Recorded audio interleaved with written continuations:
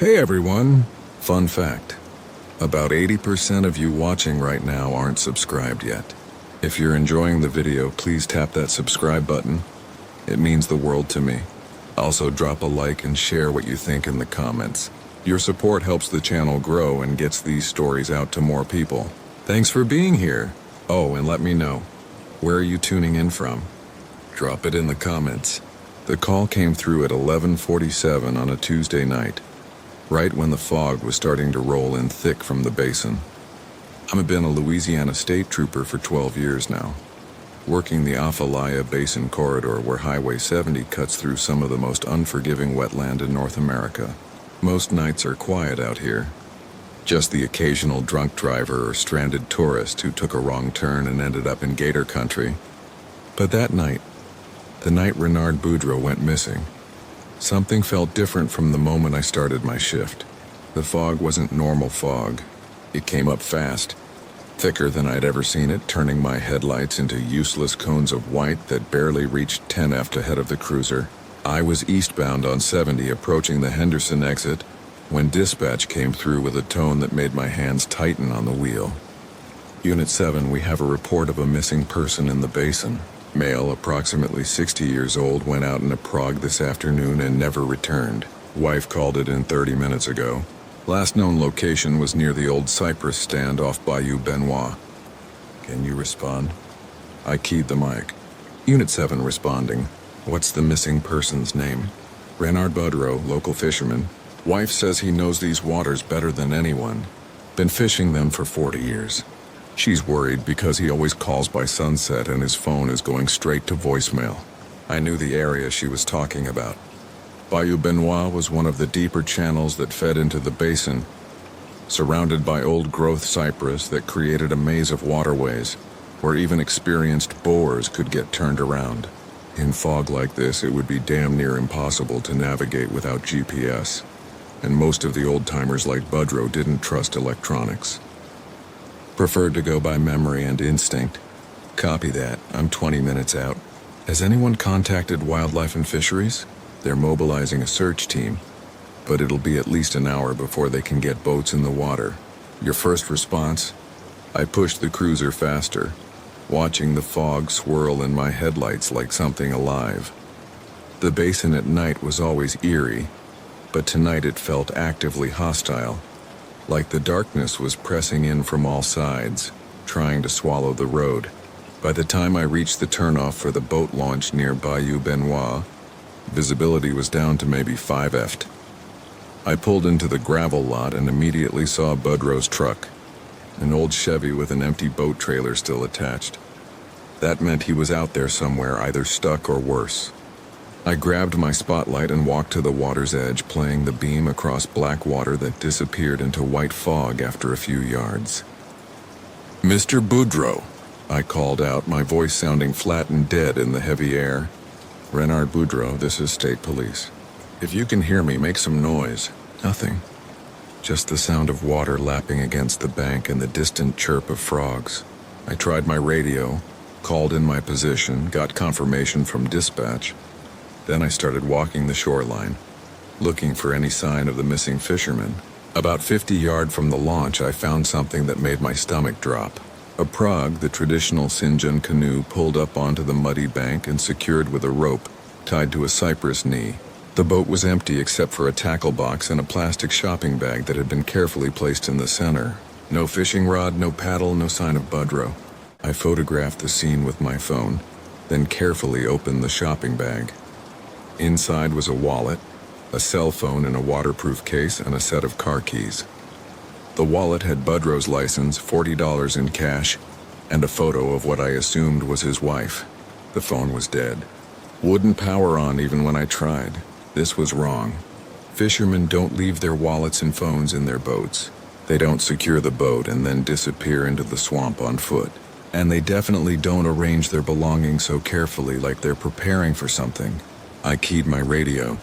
Dispatch Unit 7. I've located Boudreau's prog at the shoreline approximately 50 yards south of the launch. Boat is empty but secured. I found his personal effects inside, including wallet and phone. No sign of the subject. I'm going to need that wildlife and fisheries team expedited. The response came back broken by static. Unit copy. Team is route hours. I tried again. Dispatch, you're breaking up. Repeat last transmission. Morse did static, then silence. I checked my radio. Made sure it was on the right frequency. Everything looked good, but I wasn't getting anything but white noise. I tried my cell phone. No signal. Not unusual in the basin, but frustrating as hell when you're alone in the fog with a missing person case that was starting to feel less like someone got lost and more like something else entirely. I decided to follow the shoreline, see if Boudreaux had maybe gotten confused and wandered off. I kept my spotlight sweeping back and forth, looking for footprints, broken vegetation, anything that might indicate which direction he'd gone. The fog was so thick now that I could barely see my own feet, and every few steps I had to stop and get my bearings, make sure I wasn't walking in circles. That's when I heard it. My radio crackled to life, loud and sudden in the silence. Unit 7, this is help in the water. Can't see, please. The voice was male, distorted by static, but desperate. I grabbed the radio, keyed the mic. This is Unit 7, identify yourself. What's your location, static? Then the voice again. Clearer this time. Unit 7, this is Renard. I'm in the water. Can't see anything. Fog is too thick. Please help me. My heart was hammering. Renard, this is Trooper Thibodeau. What's your location? Can you see any landmarks? I can see the old platform, the drilling platform. It's west of Bayou Benoit. Please hurry. Something's wrong. I knew the platform he was talking about. An abandoned oil rig from the 70s. Rusted out and half collapsed, sitting in about 15 FT of water, maybe a mile west of where I was standing. If Boudreaux was out there, he was in serious trouble. The water around that platform was dangerous, full of submerged debris and sharp metal. Renard, stay where you are. I'm calling for a boat rescue right now. Can you get to higher ground? Can you climb onto the platform? No response, just static. I tried my radio again, tried to reach dispatch, got nothing. My cell phone still showed no signal. I was completely cut off. I made a decision that probably violated about 6 different protocols. I untied Boudreaux's pirogue, pushed it into the water, and climbed in. There was a paddle secured under the seat.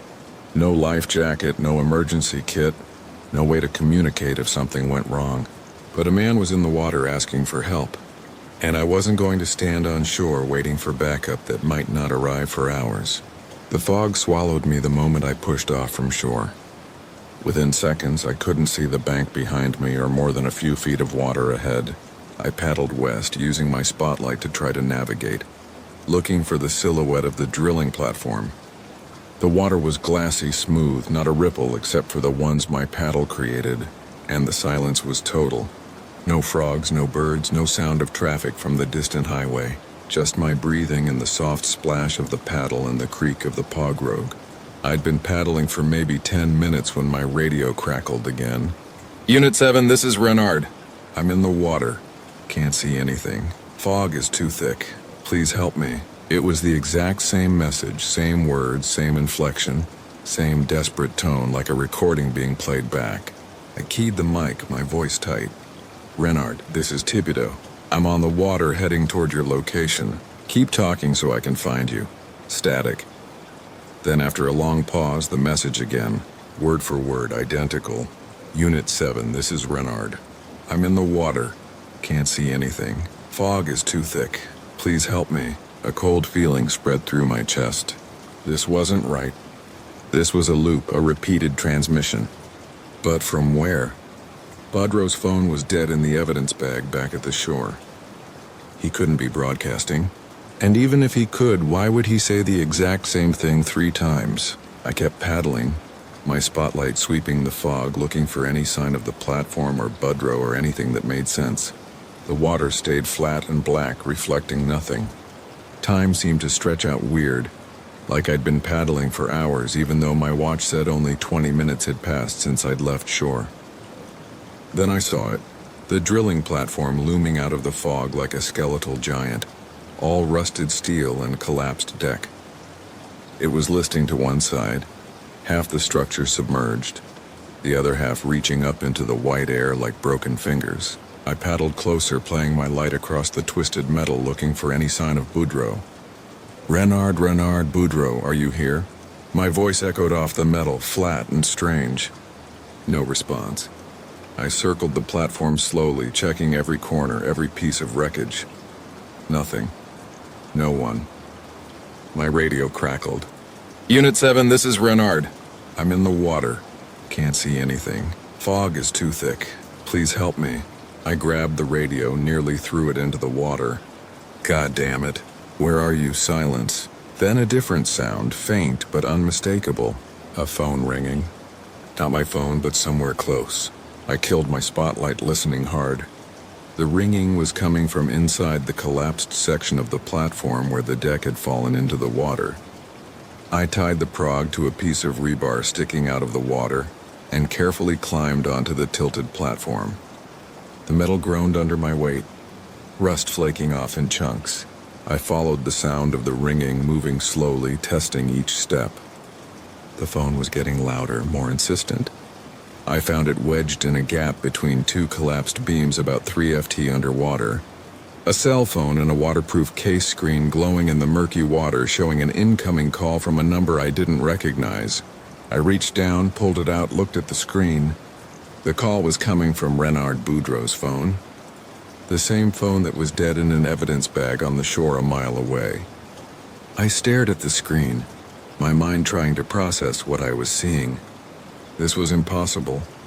The phone I was holding couldn't be receiving a call from itself.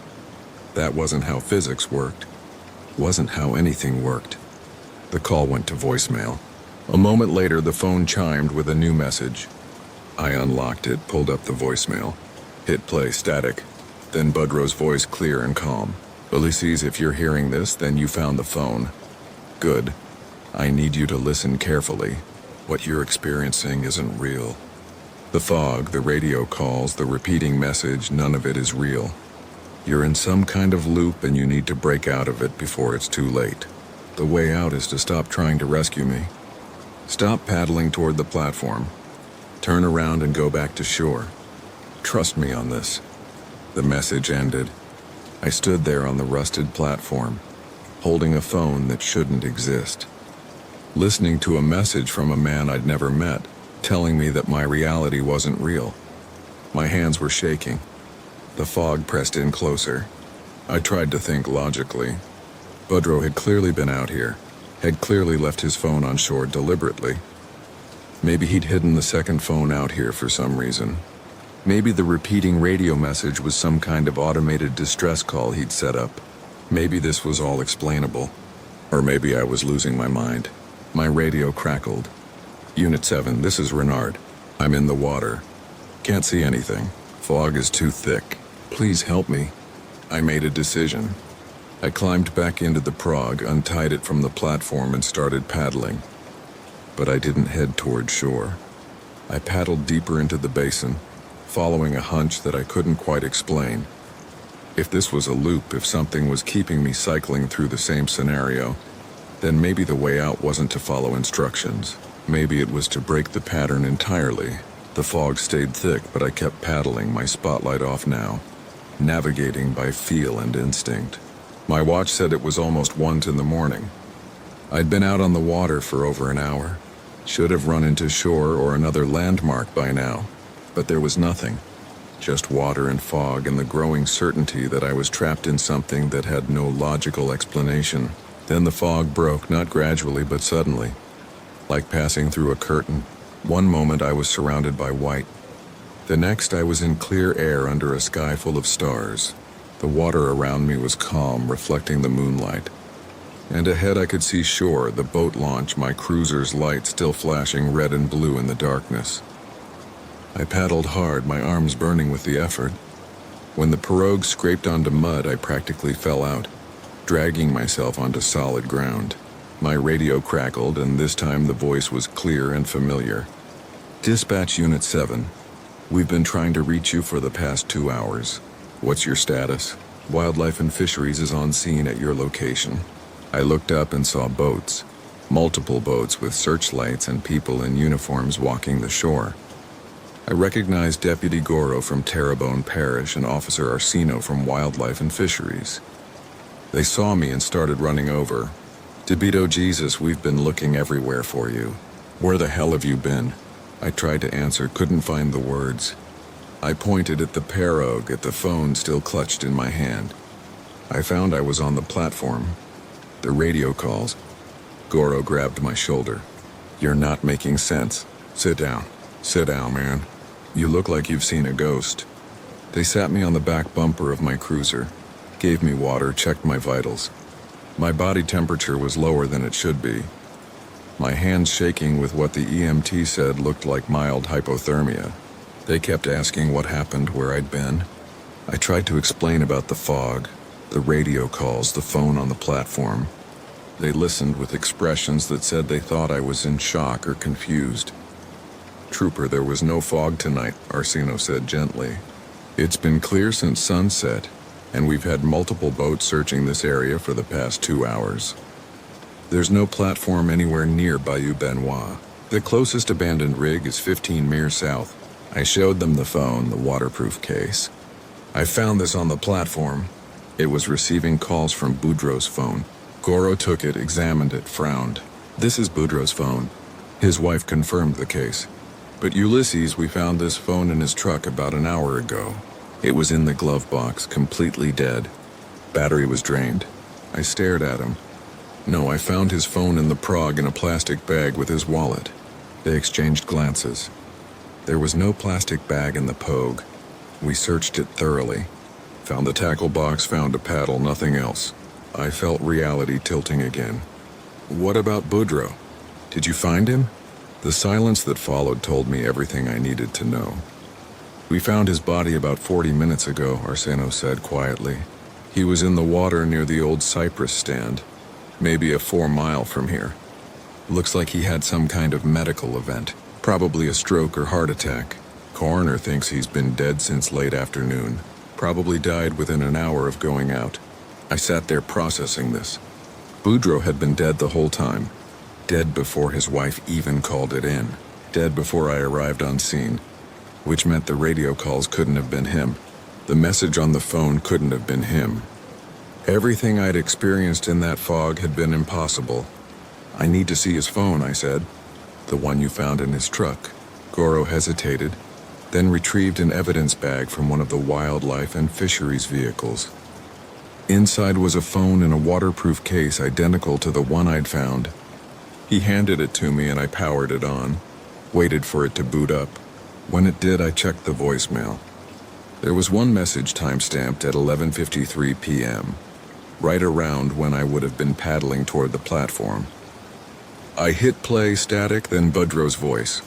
"Ulysses, if you're hearing this, then you found the phone. Good. I need you to listen carefully. What you're experiencing isn't real. The fog, the radio calls, the repeating message, none of it is real. You're in some kind of loop and you need to break out of it before it's too late. The way out is to stop trying to rescue me. Stop paddling toward the platform. Turn around and go back to shore. Trust me on this." It was the exact same message, word for word, but this time everyone heard it. Goro's face went pale. Arseno took a step back. The EMT who'd been checking my vitals crossed herself. "How did he?" Goro started, then stopped. "He was dead. The coroner said he'd been dead for hours when he left that message." I looked at the timestamp again. 11:53 p.m. I checked my watch. It was 1:47 a.m. now, almost 2 hours since the message was left. But according to the phone's record, it had been recorded at 6:34 p.m., right around sunset. Right around when Boudreaux would have been dying in the water. "This doesn't make sense," I said. But even as I spoke, I knew that making sense wasn't the point. Something had happened out there in the fog. Something that existed in the space between what was real and what was possible. Boudreaux had left a message warning me about a situation he couldn't have known about. Had somehow known I would come looking for him. Would get trapped in whatever that fog was, would need guidance to get out. They kept me on scene for another hour. Asking questions, taking statements, trying to piece together a timeline that made sense. I told them everything. Knowing how crazy it sounded, the repeating radio calls, the fog that shouldn't have existed, the platform that wasn't there. They wrote it down with careful, neutral expressions. The kind of expressions you use when you think someone might be experiencing a mental health crisis, but you're not sure yet. Finally, they let me go home. Told me to take a few days off, talk to the department psychologist, make sure I was okay. I drove back toward Huma as the sun was starting to rise, trying to process what had happened, trying to fit it into a framework that made logical sense. I couldn't. There was no logical explanation for any of it. Boudreaux had died hours before I arrived. The fog hadn't existed except for me. The platform I'd found was 15 miles from where I'd been searching. The phone I'd held couldn't have been receiving calls from itself. None of it was possible, yet all of it had happened. 3 days later, I went to Renard Boudreaux's funeral. His wife, a small woman in her 60s named Mary Landry, thanked me for trying to find him.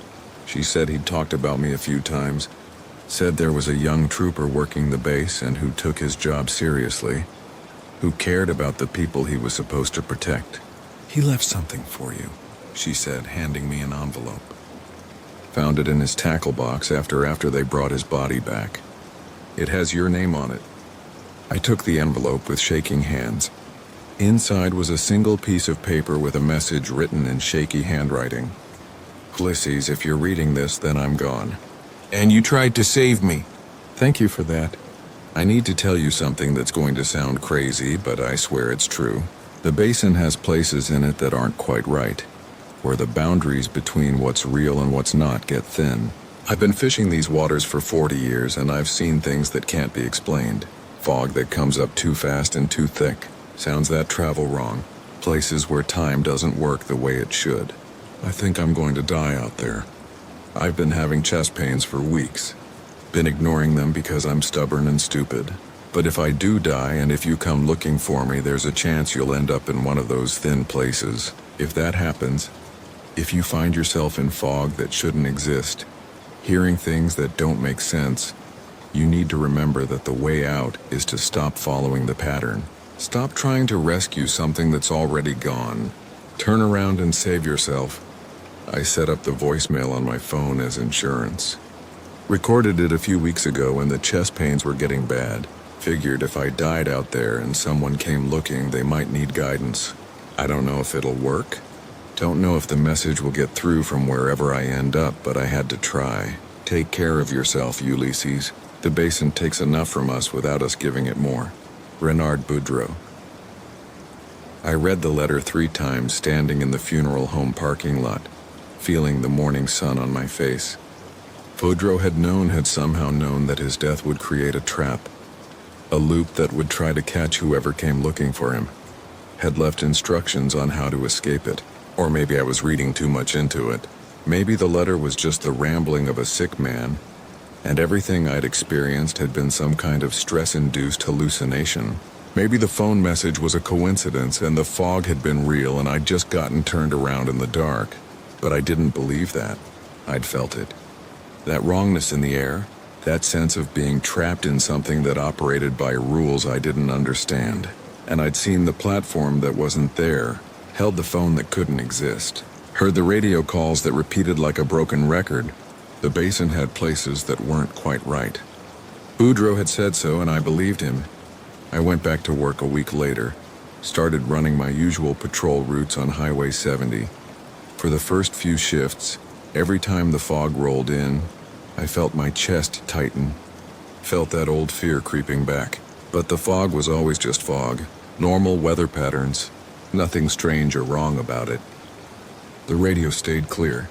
No mysterious calls, no repeating messages. Life went back to normal. But I never forgot the feel of paddling through impossible fog, hearing a dead man ask for help, following instructions from beyond death to find my way home. Never forgot that there were places in the basin where the rules bent, where the boundary between the living and the dead got thin enough that messages could pass through. 6 months after Boudreaux's death, I was working a night shift when I got a call about another missing fisherman.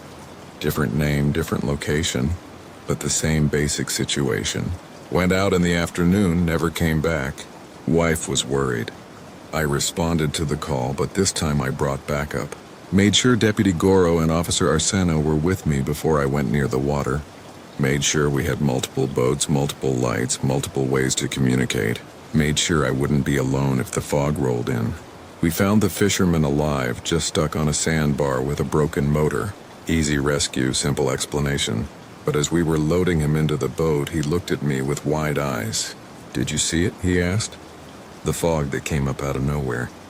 I felt ice in my veins. "What fog?" "About an hour ago, maybe less. Came up so thick I couldn't see my hand in front of my face. And I swear I heard someone on the radio calling for help. Same message over and over, but when I tried to respond, nothing worked. Then the fog just disappeared like it was never there." I looked at Goro and Arseno. They hadn't seen any fog, hadn't heard any radio calls. To them, this was just a routine rescue of a man with a mechanical failure. But I knew different. I knew the basin was still reaching out, still trying to trap people in its thin places, still feeding on the desperation of people trying to save those who were already lost. "You did the right thing," I told the fisherman. "You stayed with your boat and waited for help. That's the smart play." He nodded, but his hands were shaking. That fog, though, it felt wrong. Felt like it wanted something from me. "I know," I said. "But you're safe now." We brought him back to shore, reunited him with his wife, filed the standard reports, another successful rescue, another person saved. But I couldn't shake the feeling that we'd gotten lucky, that the basin had been testing us, seeing if we'd learned the lesson. Don't go looking for the dead. Don't follow the voices in the fog. Don't try to rescue what's already gone. I think about Renard Boudreau sometimes, especially on those nights when the fog rolls in thick from the basin and the radio crackles with static that might be weather interference or might be something else. I think about his letter, his warning, his final gift of knowledge passed from a dead man to the living. The basin has places that aren't quite right, where the boundaries between what's real and what's not get thin. I know that now. I've been to one of those places, felt the wrongness of it, escaped by following instructions left by someone who'd seen those places before and knew how they worked. And I know that there are more of those places out there, waiting in the fog and the darkness, waiting for the next person who comes looking for someone who's already gone, who pushes into the thin places, trying to save the unsavable. I patrol Highway 70 every night, watching the water, watching the fog, watching for signs of people in trouble. And when I find them, I help them. But I've learned to recognize the difference between someone who needs saving and someone who's already past saving. I've learned to hear the difference between a real distress call and a recorded message playing on a loop. I've learned to see the difference between normal fog and the kind that comes up too fast, too thick, too wrong. I've learned that sometimes the kindest thing you can do for the dead is let them stay dead. That not every voice calling for help can be answered. That the basin takes what it wants, and fighting it just means it'll try to take you too. Renard Boudreau knew that. He died knowing it, and he used his last moments of awareness to leave a warning for whoever came after him, to leave a breadcrumb trail out of the maze for someone like me, who was too stubborn or too stupid to recognize a trap when I walked into it. I carry his letter in my patrol car folded up in my visor where I can see it every time I look up. A reminder that there are rules in the basin. Rules that don't make sense to outsiders but are absolute nonetheless. Rules like don't follow the fog, don't trust the repeating message, don't paddle toward the platform that shouldn't exist. Rules like save yourself before trying to save others. I've followed those rules for 6 months now, and I've gone home every night. Haven't gotten lost in the fog, haven't heard any more impossible radio calls, haven't found any more phones that can't exist. Maybe that means I've learned the lesson. Maybe it means the basin has moved on to someone else, someone who doesn't know the rules yet, someone who will have to learn them the hard way, or maybe it's just waiting for the next time I let my guard down, the next time I hear a voice calling for help, and forget that some voices are traps, some fogs are lies, Some platforms exist only in the space between life and death. The basin is patient.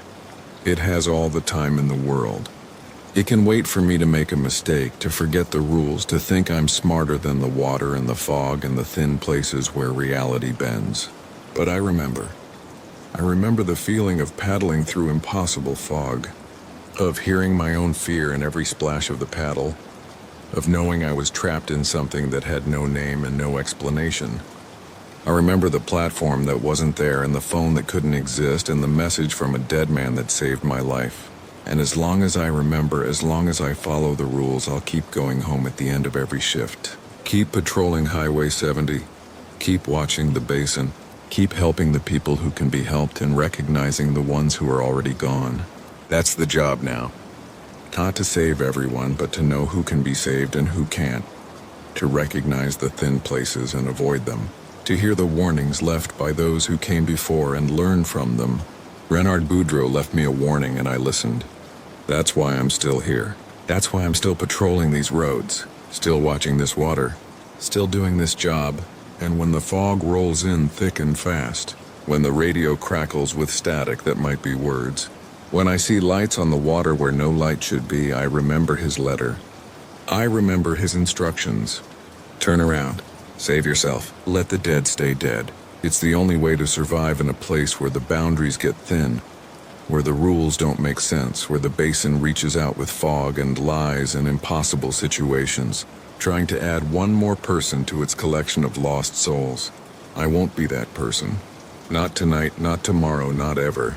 The basin can't have me because I know the rules now, and I'll follow them until the day I retire, or until the day the basin finds a new trick I haven't seen before, a new way to bend reality that doesn't follow the old patterns. Until then, I drive Highway 70. I watch the water and I remember the fog that shouldn't exist. Remember the voice on the radio calling for help that would never come. Remember the platform in the darkness and the phone with the impossible message. Remember Renard Boudreau, who died in the basin but left behind knowledge that saved my life. Remember that the thin places are real and the only way out is to recognize them for what they are and turn around before it's too late. My name is Cashin Beauregard and I've been patrolling the Lake Pontchartrain Causeway for 8 years. 24 miles of concrete stretched across open water, the longest continuous bridge over water in the United States. Most people see it as just a commute, a way to get from Mandeville to Met without circling the lake.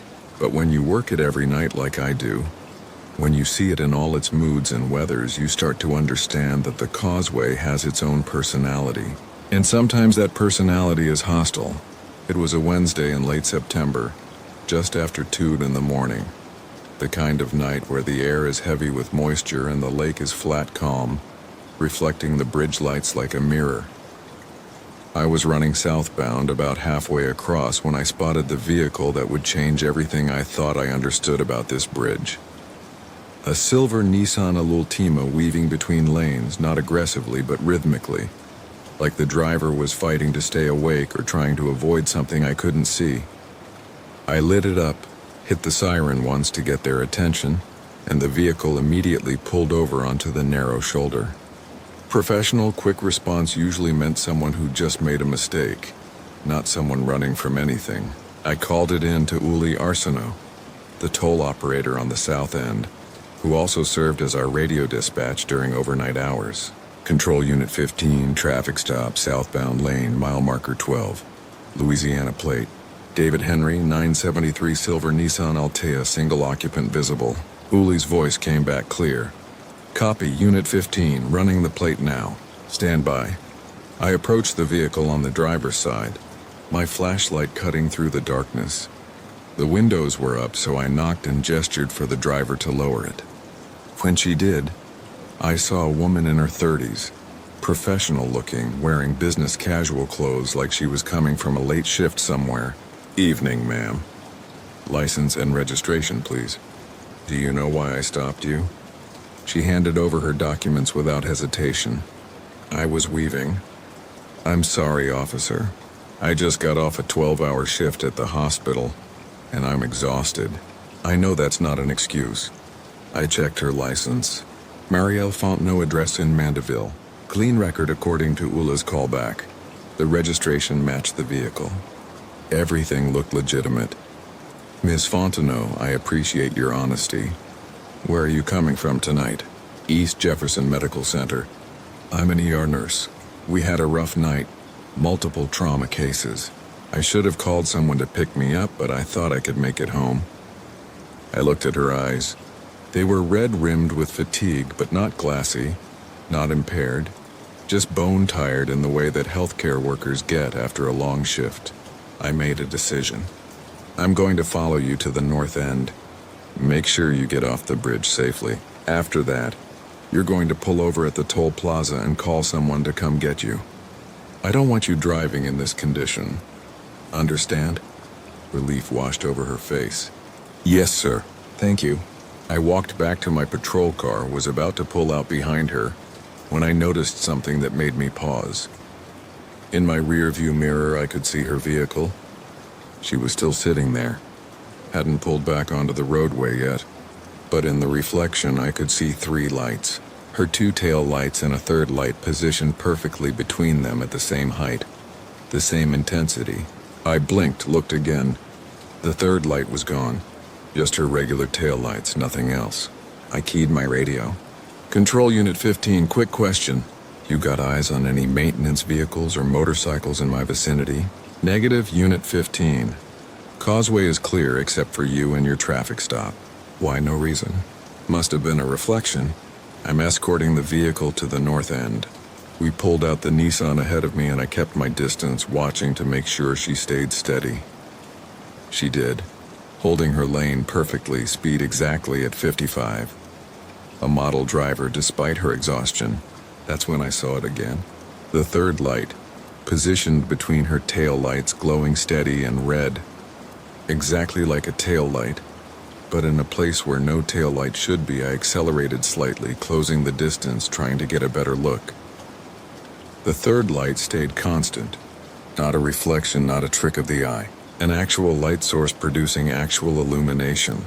But when I pulled up closer, when I was maybe 20 FT behind the Nissan, the light wasn't there. I could see her rear bumper clearly. 2 tail lights, 2 reflectors, the license plate, nothing else. I fell back to my original distance. The 3rd light reappeared.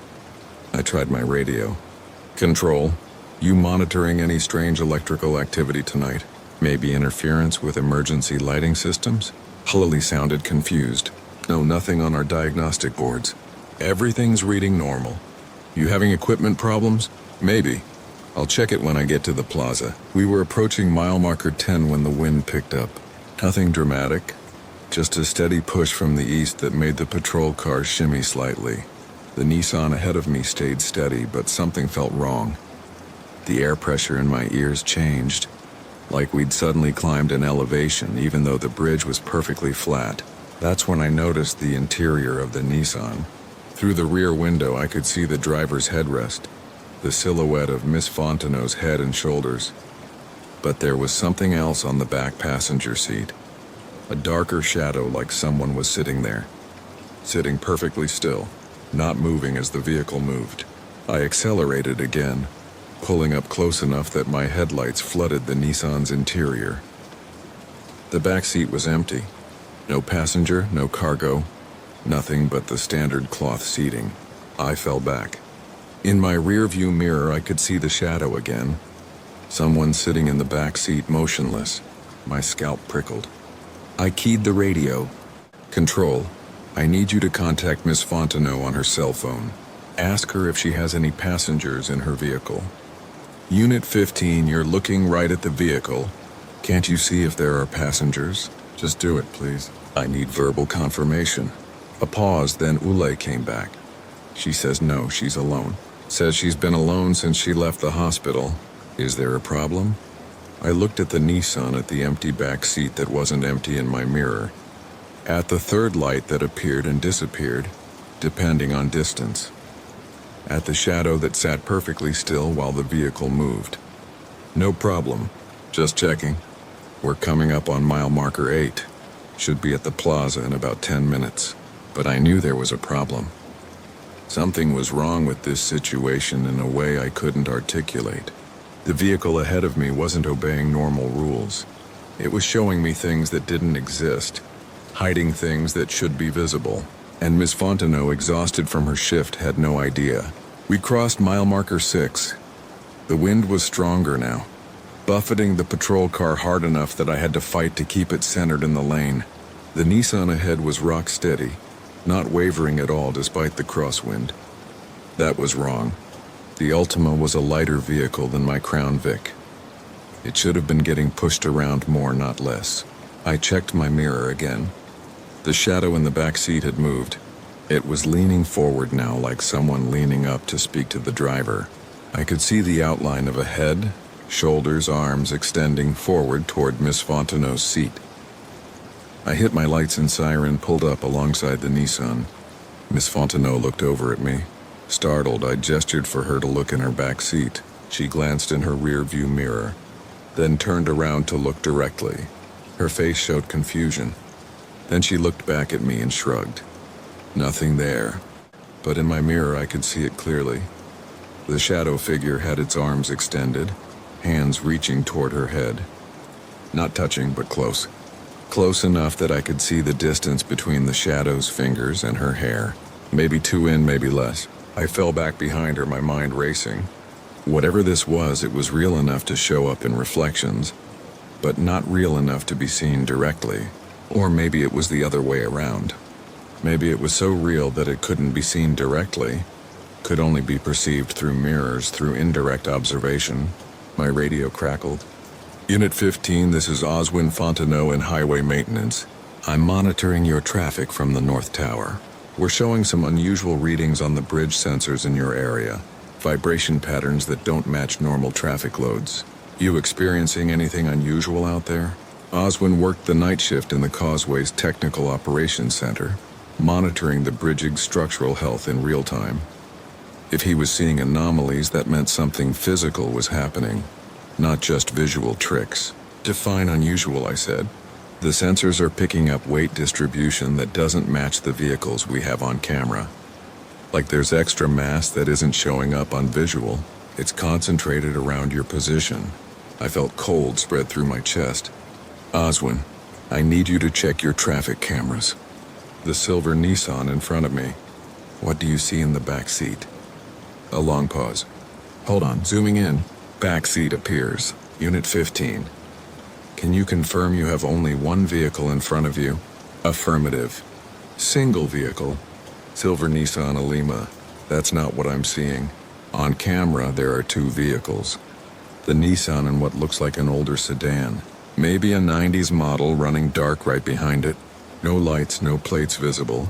It's drafting the Nissan so close they look like they're connected.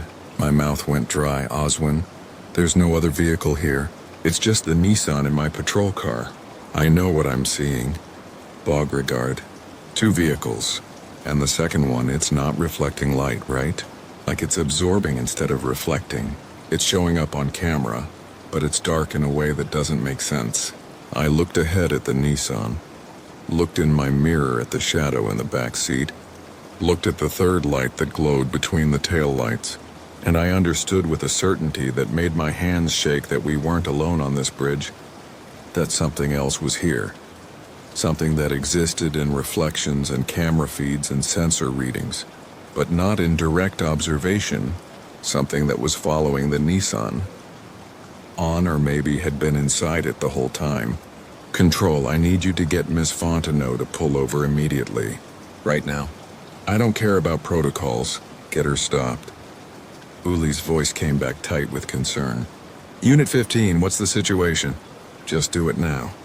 I heard Uli on her cell phone talking to Ms. Fontenot, telling her that there was an urgent situation, and she needed to pull over immediately. Ahead of me, the Nissan's turn signal came on and the vehicle began to slow, moving toward the shoulder. That's when it happened. The third light flared bright, so bright it hurt to look at. The shadow in the back seat lunged forward, its arms extending toward Ms. Fontenot's head. And on the passenger side window, I saw a breath condensation appear, not from inside the vehicle but on the outside, like someone was breathing on the glass from out in the wind. The condensation formed a pattern, not random. Words written in reverse so they'd be readable from inside the vehicle. Don't stop. I hit my siren, accelerated, pulled up alongside the Nissan. Miss Fontenot's face was pale, her eyes wide, staring at the passenger window where the words were written in moisture that shouldn't exist. She was screaming. I could see her mouth open, but I couldn't hear her over the wind and my siren. I gestured frantically. Keep driving. Don't stop. Go, go, go. She understood. The Nissan accelerated, pulling away from the shoulder, getting back up to speed. The moment she did, the condensation disappeared.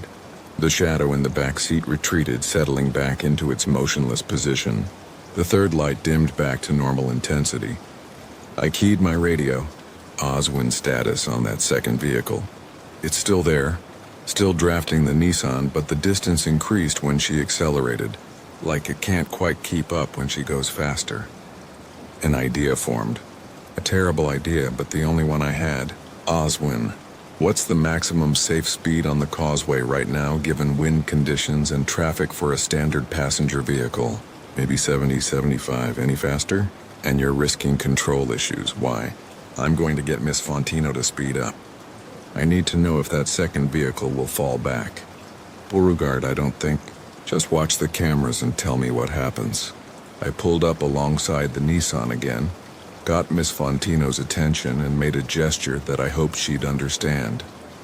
Accelerate. Go faster. She looked terrified but nodded. Her vehicle began to pick up speed. 60, 65, 70. I matched her speed, watching my mirror. The shadow in the back seat was moving now, agitated, its arms reaching and retreating, reaching and retreating. The third light was flickering, no longer steady. Oswin, talk to me. The second vehicle is falling back. It's losing distance. Whatever it is, it can't keep pace above 70. How much farther to the plaza? 4 miles, maybe 4 minutes at this speed. I stayed alongside the Nissan, watching Miss Fontenot fight to keep control as the wind pushed harder at 75 mph, watching the shadow in the back seat grow fainter, less distinct, watching the third light dim and flicker and start to fade. We hit mile marker 2 at 78 mph. The shadow was almost gone now, just a suggestion of darkness that might have been imagination. The third light was barely visible, a faint glow that could have been headlight reflection. Oswin's second vehicle status. It's gone. I mean, it's not showing on camera anymore. Either it fell too far back or just stopped existing. I don't know how else to describe it. We crossed mile marker 1. The toll plaza was visible ahead, lights bright and welcoming after the darkness of the bridge. Miss Fontenot began to slow, her speed dropping as we approached the safety of solid ground. I checked my mirror one last time. The back seat was empty, just cloth upholstery and shadows that were normal shadows, not sentient darkness.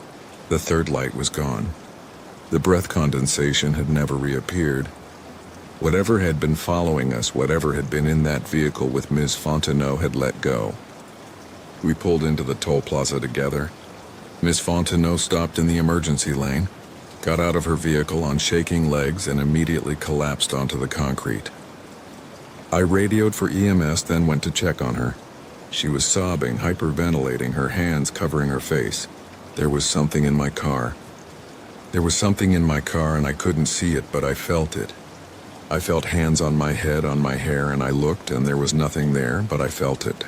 I knelt beside her. I know. I saw it, not directly, but in reflections. You're safe now. It's gone. She looked up at me with eyes that had seen something that broke her understanding of reality. What was it? I don't know. But it's not the first strange thing that's happened on this bridge, and it probably won't be the last. EMS arrived, checked her vitals, found her physically unharmed but in shock. They wanted to transport her to the hospital, but she refused. Said she'd just come from there, wasn't going back. Just wanted to go home and forget this night ever happened. I gave my statement to Ulay, to Oswin, to the shift supervisor who came out to the plaza to find out what the hell had happened. I told them everything I'd seen. The third light, the shadow in the back seat, the breath condensation writing warnings on the window. I told them about Oswin's camera feed showing a second vehicle that wasn't there. Told them about the bridge sensors picking up extra mass. They listened with expressions that said they didn't want to believe me, but couldn't quite dismiss it. Too many witnesses. Too much corroborating evidence from technical systems that couldn't hallucinate or misinterpret data. The shift supervisor, a man named Delicaw, who'd been working the causeway since before I was born, pulled me aside after everyone else had left. "This isn't the first report like this," he said quietly. "We've had 7 incidents over the past 10 years. Different vehicles, different drivers, but always the same pattern. Extra lights that appear in reflections, shadows in back seats that don't exist, breath condensation writing messages, camera feeds showing vehicles that aren't there. Why hasn't anyone done anything about it? What would we do? Shut down the bridge? Tell people there's a ghost that hitchhikes on the causeway? The moment we make it official, we lose credibility. So we document it, we file reports, and we hope it doesn't happen again. But it does happen again. Every 8 to 14 months, someone driving alone at night crosses the bridge and picks up a passenger they can't see. Usually it just rides along. Doesn't interact, but sometimes, like tonight, it tries to get them to stop. Tries to get them to pull over on the bridge. I felt sick. What happens if they stop? Delicacross' face was grim. We don't know. The 7 reports we have are all from people who didn't stop. Either they got spooked and kept driving, or someone like you intervened. We've never had anyone actually pull over and get out of their vehicle when this thing was active. You're saying we've been lucky. I'm saying we don't know what we're dealing with. And I'd prefer to keep it that way, because the alternative is having to explain to someone's family why they disappeared from a bridge that has cameras every quarter mile and sensors on every structural member. How do you explain a vanishing that shouldn't be possible? I didn't have an answer for that. Still don't. I finished my shift, wrote up a report that carefully documented everything while avoiding the words ghost or supernatural. Used phrases like visual anomaly and sensor malfunction, and possible equipment interference. The kind of language that made it sound technical and explainable, even though nothing about it was explainable. 3 days later, I got a call from Oswin Fontenot. He wanted to meet, said he had something to show me. We met at a coffee shop in Mandeville, away from the causeway, away from anyone who might overhear. "I've been going through the archived camera footage," Oswin said, pulling out his laptop, looking at all the incidents over the past 10 years where we had unexplained sensor readings or visual anomalies. "I found something." He turned the laptop so I could see. On screen was camera footage from the causeway time-stamped 3 years earlier. A single vehicle, a blue Honda driving southbound late at night, and behind it, barely visible on the camera, a dark shape that moved like a vehicle but reflected light wrong. Absorbed it instead. "Watch what happens at mile marker 12. Oswin said on screen. The Honda's brake lights came on. The vehicle began to slow, pulling toward the shoulder. The dark shape behind it accelerated, closing the distance rapidly. As the Honda came to a complete stop, the shape merged with it, seeming to flow into the vehicle through the rear window. The camera angle changed, showing a closer view. The Honda was stopped on the shoulder, driver's door open, but no one got out. The vehicle just sat there, door hanging open, interior lights on for about 2 minutes. Then the door closed itself. The interior lights went out and the vehicle pulled back onto the roadway and continued south at normal speed. We'd tracked that vehicle to the South Plaza, Oswin said. Driver was a 34-year-old man from Covington. Toll operator said he seemed disoriented, didn't respond to questions, just paid his toll and drove off. We tried to follow up with him the next day. And he didn't go home, didn't go to work, didn't show up anywhere. His vehicle was found 3 days later in the parking lot of a shopping center in Mee. Locked, empty, no sign of where he went. He's still listed as a missing person. I stared at the screen. So when people stop, when that thing gets inside their vehicle, they disappear. Not all at once. They make it off the bridge. They seem normal enough to pay their toll, but then they're gone. Just gone. How many? 7 confirmed disappearances over 10 years. All of them had sensor anomalies before they vanished. All of them stopped on the bridge despite being advised not to. All of them made it to the toll plaza but never made it home. I felt cold. The thing in Ms. Fontenot's vehicle was trying to get her to stop. And you prevented it. You got her to speed up instead. And whatever that thing was, it couldn't keep pace. It fell off, lost its grip. She made it home. What is it? What are we dealing with? Oswin closed his laptop. I've been researching the causeway's history, looking for accidents, deaths, anything that might explain this. You know what I found? Nothing. The causeway has one of the best safety records of any bridge in the country. Very few fatalities over its 60-plus year history. No major tragedies, no mass casualties. So where does this thing come from? That's the question. Because if it's not connected to the bridge itself, if it's not the result of some traumatic event, then where did it originate?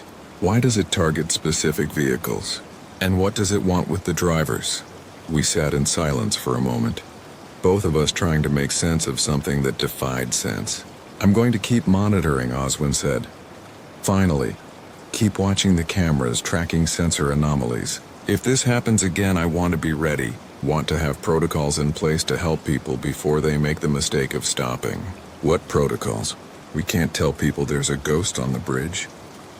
No, but we can tell them that stopping on the causeway is dangerous for mechanical reasons, for traffic reasons, for safety reasons. We can emphasize that if they're experiencing fatigue or distress, they need to push through to the plaza. We can make sure every officer knows to intervene if they see a vehicle starting to pull over between markers 10 and 15. That's where it seems most active. That's where every incident has occurred. Mile markers 10 through 15. Southbound lane between midnight and 4 a.m., always single drivers. Always people coming from the North Shore going south. Like something's waiting at that spot. Like it knows people will be tired, vulnerable, or like that's the thin point. The place where it can reach through from wherever it exists. I thought about that. About the idea that the causeway had a thin point. A place where the barrier between our world and something else became permeable enough for things to cross over. Things that existed in reflections and camera feeds and sensor readings. Things that wanted to hitch rides with living people for reasons I didn't want to contemplate. If I encounter it again, I said, if I'm running patrol and I see those signs, what's the protocol? Get them to speed up. Don't let them stop. And whatever you do, don't try to interact with the entity directly. Don't acknowledge it. Don't speak to it. Just focus on getting the driver to safety, because if we acknowledge it, if we give it attention, we don't know what happens. But based on the pattern of disappearances, I don't think we want to find out. I went back to work that night, started my patrol on the causeway with a new awareness. Every vehicle I passed, I checked in my rearview mirror, looking for third lights, for shadows in back seats, for signs that something was riding along uninvited. Most nights there was nothing. Just normal traffic, normal reflections, normal shadows. But once, about a month after the incident with Miss Fontenot, I saw it again. Different vehicle, different driver. A red pickup truck heading south around 1 a.m., weaving slightly. I pulled it over at mile marker 13, approached the vehicle, made contact with the driver. Young guy, early 20s, said he was driving home from a concert in New Orleans. Exhausted, slightly drunk, apologetic about the weaving. I was going to arrest him for DUI. Was going through the field sobriety protocols when I saw it in my mirror. The shadow in his truck bed. Not cargo. Not a tarp. A shape that moved wrong, that reached over the side of the bed toward the cab, toward the driver. I made a decision that probably violated every DUI arrest procedure in the book. I told him to get back in his truck. Told him I was going to follow him to the plaza. Told him not to stop for any reason. He looked confused, but complied. We drove to the plaza at 80 millibrami. I watched the shadow in my mirror fade and dissipate. Watched it lose its grip as speed increased. By the time we reached the plaza, it was gone.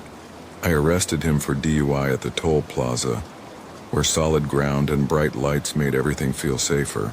He blew a 09 just over the limit. I processed him, called him a cab after he made bail, sent him on his way. He never knew what I'd saved him from.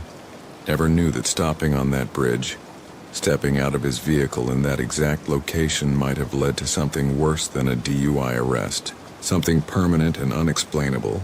I didn't tell him. What would I say? That there's something on the causeway that hitchhikes with tired drivers? That stopping between mile markers 10 and 15 after midnight might make you disappear? That there are places where the boundary between here and somewhere else gets thin enough that things can reach through? He wouldn't have believed me. Hell, I barely believe it myself, and I've seen it twice now. But I know it's real. I know because Oswin tracks it in sensor data that shows impossible weight distributions. Because cameras capture vehicles that don't exist. Because breath condensation writes warnings on windows from the outside. From wind that shouldn't be able to form words. I know because 7 people have disappeared over 10 years. And the only thing they had in common was stopping on the causeway when something was riding with them. And I know because every time I drive that bridge at night, every time I pass mile marker 12, I feel it. A pressure in the air. A wrongness in the reflections. A sense that something is watching from just outside the range of direct observation, waiting for someone to stop, someone to pull over, someone to make themselves vulnerable in that specific place at that specific time. I still patrol the causeway, still work the night shift, still respond to calls between Mandeville and Met, but I'm more careful now, more aware. I watch my mirrors constantly, looking for anomalies. I monitor my radio for reports from Oswin about sensor irregularities. I keep my speed up when crossing the bridge, never dropping below 60 even when traffic is light. And I tell every driver I encounter the same thing. Don't stop on the causeway, no matter what you see, no matter what you hear. No matter how tired you are or how much you think you need to pull over, push through to the plaza. Get to solid ground. Save your stop for when you're somewhere with witnesses, with lights, with people who can help if something goes wrong. Most of them think I'm being overly cautious.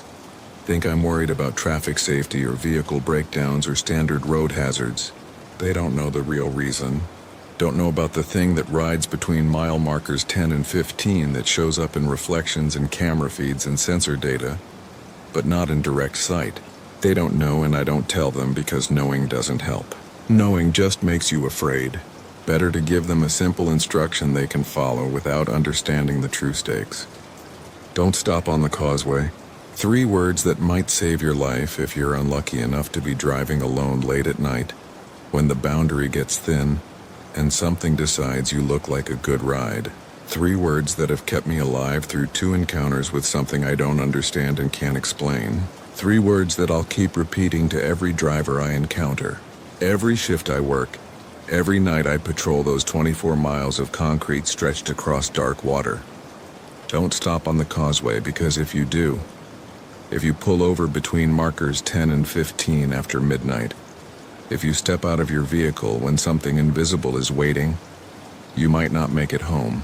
You might join the 7 others who drove onto the bridge and never arrived at their destinations, who seemed normal enough to pay their tolls but then vanished into nothing, leaving behind locked vehicles and confused families and police reports that led nowhere.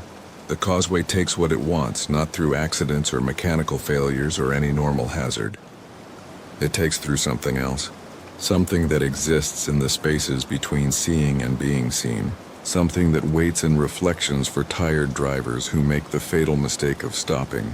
I've seen it twice, stopped it twice, helped 2 people reach safety who might otherwise have disappeared. But I know I can't stop them all. Know that somewhere on some night shift, when I'm patrolling a different section or responding to a different call, someone else will see those signs. The 3rd light, the shadow in the back seat. The breath condensation writing warnings, and they'll have to make the same choice. Trust what they're seeing in their mirrors, or trust what they're seeing directly. Trust their instincts that something is wrong, or trust the evidence of their eyes that shows nothing unusual. Speed up or slow down. Keep driving or pull over. Live or disappear. I can't protect everyone. Can't be everywhere on the bridge at once. Can't prevent every tired driver from making the wrong decision when something invisible starts whispering in their ear, telling them to stop, telling them to pull over, telling them it's safe. All I can do is patrol, watch and respond when I see the signs, and hope that when the time comes when someone else encounters that thing, they'll have the good sense to ignore its suggestions and keep driving. Keep driving until they reach the plaza, until they're on solid ground, until they're somewhere with lights and people and a barrier between them and whatever waits on the causeway, between markers 10 and 15. That's the job now, not just enforcing traffic laws or responding to accidents, but watching for signs of something that shouldn't exist, something that uses the bridge as a hunting ground, something that feeds on isolation and fatigue and the vulnerability of people driving alone through darkness. I don't know what it is. Don't know where it comes from or what it wants or why it targets specific locations and times. All I know is that it's real, that it's dangerous, and that the only defense is speed and awareness and the absolute refusal to stop when it wants you to. Don't stop on the causeway. Music. The lightning strike hit the transformer at exactly 11:37 p.m. on a Friday night in October. I'm Hollis Devo, been with Louisiana State Police for 16 years, working out of the Nachos Parish office. The strike took out power to a 20-meter stretch of Highway 6, plunging everything from Clarence to Powhatan into total darkness. No street lights, no traffic signals, no building lights. Just darkness so complete it felt like the world had ended outside that narrow corridor of highway. I was eastbound on 6 when it happened. Saw the flash of lightning touch down maybe a mile ahead. Saw the transformer explode in a shower of sparks that briefly lit up the pine forest like daylight. Then everything went dark. My headlights carved tunnels through the blackness and my radio went to static for about 10 seconds before coming back online. All units, this is Central. We have a confirmed power outage affecting Highway 6 from mile marker 8 through mile marker 28. Energy has been notified. Estimated restoration time is 4 to 6 hours. Exercise caution in affected areas. I acknowledged the transmission and slowed down, watching for vehicles that might not be expecting total darkness. Highway 6 wasn't heavily traveled at night, mostly locals who knew the roads. But in conditions like this, even familiar territory became dangerous. That's when the call came through. A woman's voice, calm but stressed. "This is Sabine Haber, calling from the Nachos to Parish Clerk's office. I'm requesting state police response to a vehicle accident on Highway 6 near the intersection with Parish Road 34. A single vehicle appears to have left the roadway and struck a tree. I'm on scene now. Driver is unresponsive." I keyed my radio. "Central, this is Unit 23. I'm approximately 2 miles from that location. Responding now." "Has EMS been notified?" "Affirmative. Unit 23. Fire and EMS are en route from Clarence. Your ETA 5 minutes." I accelerated, my emergency lights cutting through the darkness in pulses of red and blue. The power outage made everything surreal. No reference points, no ambient light. Just my headlights and the narrow strip of asphalt ahead. I reached the intersection with Parish Road 34 in 4 minutes. Saw a car pulled over on the shoulder with its hazards on. Saw a woman standing next to it waving a flashlight. I pulled up behind her vehicle, grabbed my emergency kit, and approached. She was in her 50s, wearing business casual clothes, holding a cell phone in one hand and the flashlight in the other. Her face was pale but composed. "Miss Hare, I'm Trooper Devo. Where's the accident vehicle?" She pointed into the darkness beyond the shoulder about 30 yards into the trees. I saw the taillights as I was driving past, pulled over to check. The driver's still inside, but he's not responding to my calls. I followed her indication with my flashlight. Saw the glint of metal and broken glass. "Did you make contact with the driver?" I called out but got no response. I didn't want to approach alone in the dark. Wasn't sure if it was safe. "You did the right thing. Stay here by your vehicle. I'm going to check on the driver." I made my way through the underbrush, my boots crunching on pine needles and broken branches. The accident vehicle was a Ford pickup, relatively new with front-end damage consistent with hitting a tree at moderate speed. The driver's side airbag had deployed. Through the window I could see a man slumped over the steering wheel, not moving. I tried the door. Locked. I knocked on the window. "Sir, this is State Police. Can you hear me?" No response. I shone my flashlight through the window, checking for signs of breathing. The man's chest was moving, shallow but steady. He was alive but unconscious. I called it in. Central Unit 23. Confirming single vehicle accident on Highway 6 near Parish Road 34. Male driver unconscious but breathing. Vehicle is locked. I'm going to break the window to access the victim. Advise EMS to expedite. Copy. Unit 23 EMS is 10 minutes out. I used my tactical flashlight to break the driver's side window. Reached in to unlock the door and carefully opened it. The man was in his 40s, wearing work clothes with a nasty contusion on his forehead, where he'd hit the steering wheel before the airbag deployed. His pulse was steady but weak. Possible concussion, possible internal injuries. I stabilized his head and neck as best I could, checked for obvious bleeding, found nothing critical. My watch said 11:52 p.m. The lightning strike had been 15 minutes ago.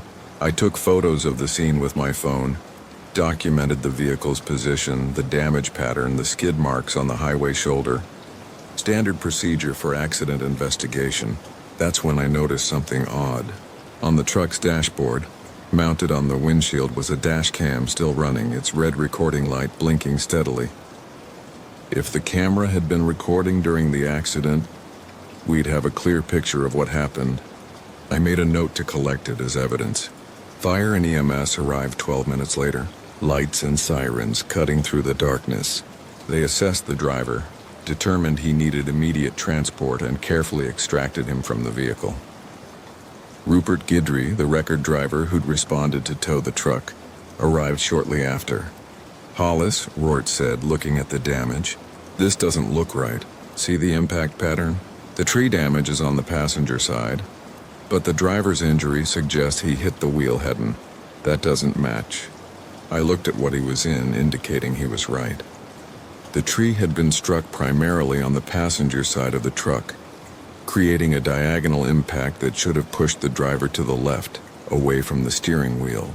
But the driver's injury suggested a straight-on collision with the wheel. Maybe he jerked the wheel after impact, I said. Reflexive motion, maybe. Rupert didn't sound convinced. We got the truck loaded onto his flatbed. I collected the dash cam as evidence, made sure Maubar was okay to drive home, and completed my preliminary incident report. By the time I finished, it was 12:34 a.m. Power was still out, darkness still absolute. I was about to clear the scene when my radio crackled. Unit 23, this is Central. We have a report of a vehicle accident on Highway 6 near the intersection with Parish Road 34. Single vehicle appears to have left the roadway and struck a tree. Caller is Sabina Bear from the parish clerk's office. She reports the driver is unresponsive. Can you respond? I stared at my radio. Central, repeat that last transmission. We have a report of a vehicle accident on Highway 6 near Parish Road 34. Requesting your response. My mouth went dry. Central, I just cleared that scene 15 minutes ago. The vehicle has been towed. The driver transported to the hospital. Are you saying there's a second accident at the same location? There was a pause. Then the dispatcher's voice came back confused. Unit 23. Our call log shows this as a new incident reported at 12:37 a.m. We have no record of you responding to this location earlier. I pulled up my incident report on my mobile terminal. It was there, complete with timestamps and photos. Incident number 2024 1.180437. Time of call 11:40 p.m. Time of arrival 11:48 p.m. Time cleared 12:34 a.m. Central, check your call log. You should have incident 0437 from tonight. Another pause, longer this time. Unit 23. Our system is showing no such incident number. The first call we have for Highway 6 tonight is the one I just dispatched. Logged as incident 2024 1018048. A cold feeling spread through my chest. 0438. The incident I just cleared was 0437. Are you saying that incident doesn't exist in your system? Correct. We have no record of incident 0437. I looked at my phone at the photos I'd taken. 23 photos showing the accident scene, the damaged truck, the injured driver, Miss Abir's vehicle on the shoulder. All of them time-stamped between 11:48 p.m. and 12:25 a.m. Central. I need you to contact the hospital. Verify that they received a male patient from a vehicle accident on Highway 6, transported by EMS approximately 20 minutes ago. Stand by. I waited, my flashlight playing across the empty intersection. The accident scene was gone. No skid marks on the shoulder where the truck had left the road. No broken branches where it had crashed through the underbrush. No tire tracks from Roart's wrecker. Just pristine roadside as if nothing had happened here. Unit 23 hospital reports no admissions matching that description in the past 2 hours. EMS dispatch confirms no calls to Highway 6 tonight. My hands were shaking. That's impossible. I was here. I broke the window. I stabilized the victim. I watched EMS load him into the ambulance. Unit 23, are you feeling all right? Do you need to return to the station? I forced my voice steady. Negative, Central. I'm responding to the new call. Highway 6 at Parish Road 34. ETA 2 minutes. Copy. Advising you that the caller, Sabine Eber, is still on scene, waiting for your arrival. I drove the 200 YD to where the intersection was where I'd just been 30 minutes ago, and I saw it, a car on the shoulder, hazards blinking. A woman standing next to it with a flashlight, and 30 yards into the trees, the glint of metal and broken glass. The exact same scene, the exact same vehicle position, the exact same everything. I pulled over, my mind racing. This couldn't be happening. I'd already responded to this call, already cleared this scene. But according to dispatch, according to the hospital, according to every official record, I hadn't. The incident had never happened, except I had photos on my phone proving it had happened. I approached the woman with the flashlight. It was Sabine Aber wearing the same clothes, holding her phone in one hand and flashlight in the other. Her face showed the same expression of concerned composure. Ms. Hebert, I'm Trooper Devo. Oh, thank God, I called about 10 minutes ago. There's a truck in the trees.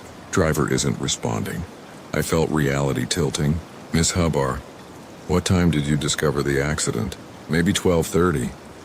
I was driving home from the office, saw the tail lights, pulled over to check. What time did you call it in? She checked her phone. 12:37. Exactly the time that Central said they'd received the call.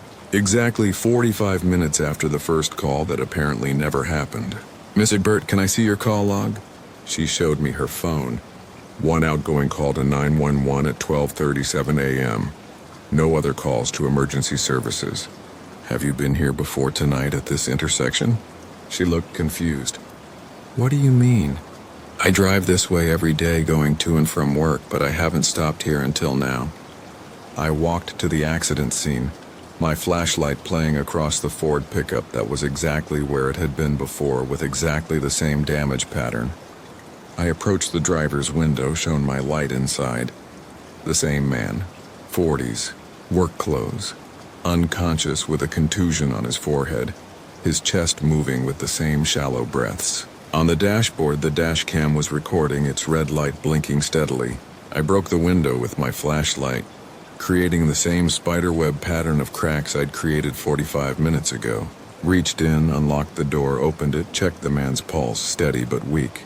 My watch said 12:43 a.m. I called it in. Central Unit 23, confirming single vehicle accident on Highway 6 near Parish Road 34. Male driver unconscious but breathing. Vehicle is locked. I've broken the window to access requesting EMS copy. Unit 23, EMS is en route. Estimated arrival 10 minutes. I documented the scene with my phone, taking the same photos I'd taken before. Same angles, same lighting, same everything. When I checked the timestamp, my previous photos were still there. Filed 45 minutes earlier. Fire and EMS arrived at 12:53 a.m. The same personnel, the same equipment, performing the same assessment and extraction. Rupert Guidry arrived with his wrecker at 10:04 a.m. Made the same observation about the impact pattern not matching the driver's injuries. I collected the dash cam, Made sure Ms. Habar was okay, completed my incident report. Incident number 2024-1180438. When I checked my mobile terminal, incident 437 was still there, filed 45 minutes earlier, but grayed out with a notation. Record error. Do not reference. I cleared the scene at 1:31 a.m., exactly 57 minutes after arriving. The power was still out, the darkness still total. I sat in my patrol carrying at my phone. 2 sets of photos taken at the same location of the same accident 45 minutes apart. Both sets showing identical damage, identical positioning, identical everything. It was impossible. An accident couldn't happen twice in the same location with the same vehicle and the same injuries and the same witness. That violated every law of physics and probability and basic logic. Unless it hadn't happened twice. Unless it had happened once and I'd somehow experienced it twice. Or I'd experienced it once and now I was experiencing it again. But the first experience was being retroactively erased from official records. I radioed Central Unit 23. Can you confirm the current time? Current time is 1:34 a.m. And can you confirm the time of your last transmission to me? Our last transmission to you was at 12:37 a.m. Dispatching you to Highway 6 for the accident report. And you have no record of any earlier transmission tonight. Negative, Unit 23. Your shift started at 10 p.m. and you've been on patrol status until the 12:37 call. But that wasn't true. I'd responded to the lightning strike report at 11:40 p.m. I'd been at this same intersection at 11:48 p.m. I'd cleared the scene at 12:34 a.m. All of that had happened was documented in my terminal, was photographed on my phone, Central in my incident log. Do you see an incident 437? A long pause. Unit 23. We're showing incident 0437 as a system error. Corrupted data. Timestamp anomaly. Our IT department flagged it for deletion. Don't delete it. I need that incident preserved. Unit 23, it's a corrupt file. It needs to be purged to maintain system integrity. I'm ordering you not to delete it. That's an official evidence file. Mark it as under investigation. Another pause. Copy. Unit 23. Marking incident 0437 as under investigation. Preservation hold. I drove to the hospital in Nacho. I arrived at 2:15 a.m., went to the ER, asked about the male patient from the Highway 6. The admitting nurse checked her computer. We received a patient matching that description at 1:18 a.m. Male, 40s, head trauma from a vehicle accident. He's in exam room 4, still unconscious but stable. What about earlier tonight? Did you receive a similar patient around midnight? She checked again. No, this is our only admission from Highway 6 tonight. Can I see the patient? She hesitated. He hasn't been identified yet. No wallet, no ID in his vehicle. We're trying to run his prints through the system, but having technical difficulties with the power outage. I followed her to exam room 4. The man was lying on a bed hooked up to monitors, an oxygen mask over his face. Same person I'd seen twice, same injuries. A doctor was examining him, making notes on a tablet. Trooper, the doctor said, looking up. You're the responding officer. Can you give me any information about what happened? Single vehicle accident. Left the roadway, struck a tree. He was unconscious when I arrived. Any witnesses? Just the person who called it in. She didn't see the actual accident. The doctor nodded. His injuries are consistent with that. Concussion, some bruising, but nothing life-threatening. He should wake up in a few hours.